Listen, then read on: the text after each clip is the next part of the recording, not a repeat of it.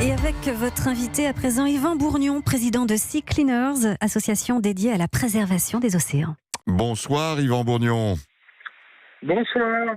On est heureux de vous accueillir ce soir sur l'antenne d'Europe 1. Vous êtes au Maroc, j'espère que la liaison va être suffisamment stable. Vous n'êtes plus en mer, vous y étiez il y a quelques heures, on va en parler d'ailleurs dans un instant. On voulait avoir votre première réaction, vous, le grand navigateur, le combattant des déchets maritimes, et on va parler également de votre grand projet de nettoyer les mers.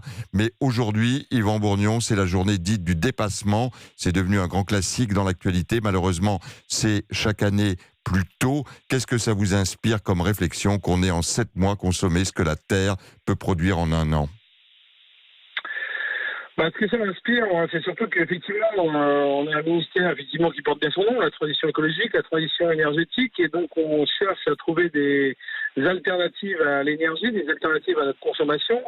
Mais en fait, on ne se rend pas compte, mais dans tous les cas, même en trouvant des alternatives, même en trouvant des suppléants, même en reportant le problème, de toute façon, d'une manière ou d'une autre, on impacte notre empreinte écologique, soit sur le réchauffement climatique, soit sur la pollution, soit sur le manque des ressources. Et donc, la seule, malheureusement, vraie belle solution, c'est aujourd'hui de réussir à diminuer notre consommation. Et aujourd'hui, c'est complètement aberrant parce qu'effectivement, notre écologie est gérée au sein d'un gouvernement qui forcément dépend de l'économie. Et aujourd'hui, tant qu'on n'aura pas une institution très claire qui gérera l'écologie indépendamment du gouvernement, on n'arrivera pas à faire quelque chose de concret par rapport à ça. Oui, on a le sentiment d'être embarqué malgré tout dans un système qui nous profite aussi dans notre manière de vivre, dans cette consommation vers laquelle on a été poussé, qui a apporté un confort de vie que d'autres nous envient d'ailleurs, mais qu'aujourd'hui il est très difficile, Yvan Bourgnon, d'en sortir. Oui, vous voyez, moi je suis au Maroc là, depuis 3 jours et c'est encore pire que tout. On découvre que ces pays émergents qui ont accès de plus en plus, par exemple, au plastique, et au contraire, la consommation explose littéralement. Ils sont en pleine émergence et il y a plein d'autres pays d'Afrique, ça va être encore pire dans les 10-20 prochaines années. Donc on s'inquiète parce qu'effectivement, des continents comme l'Europe, les États-Unis, on est de plus en plus exemplaires.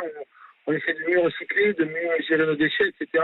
Mais on voit bien qu'à l'échelle planétaire, à l'échelle de cet univers, malheureusement, l'adéquation reste ultra négative et que voilà, il va falloir quelques décennies avant d'imaginer une inversion de ce procédé. Donc voilà, il faut simplement aujourd'hui faire en sorte que les gens qu'on mette au pouvoir se prennent un coup d'électrochoc pour que il y a un vrai changement, parce que pour l'instant, c'est pas le cas. Tous ceux qui nous gouvernent, ils ont pas pris en compte cette mesure. Et on a le sentiment, Yvan Bourgnon, qu'on est dans un monde finalement où face à cette impuissance générale, c'est le citoyen, et ce sont des hommes comme vous qui décident de prendre les choses en main. Où en êtes-vous de votre fameux projet Manta, dites-nous, ces bateaux nettoyeurs des mers que vous êtes en train de mettre en place et pour lequel vous vous battez maintenant depuis maintenant 5 ans déjà? Voilà, nous, vous l'avez très bien dit, le combat de Sea Cleaners et le combat de ce monde, c'est de se dire chaque citoyen, les millions qu'on est, un par un, chacun d'entre nous, on peut avoir une action de colibri, on peut vraiment agir sur notre consommation, on peut vraiment choisir d'évoluer, de changer. Moi-même, j'étais pas un parfait écologiste il y a quelques années, j'ai su m'adapter, j'ai su changer pendant ces années en apprenant et en découvrant aussi tout ça. Et voilà, donc c'est un travail de fourmi, c'est un travail de fond qu'on va faire de ces cyclistes pour à la fois éduquer, former les gens à l'échelle de la planète en étant représentés dans 30 antennes dans les pays les moins dépourvus au niveau de l'éducation.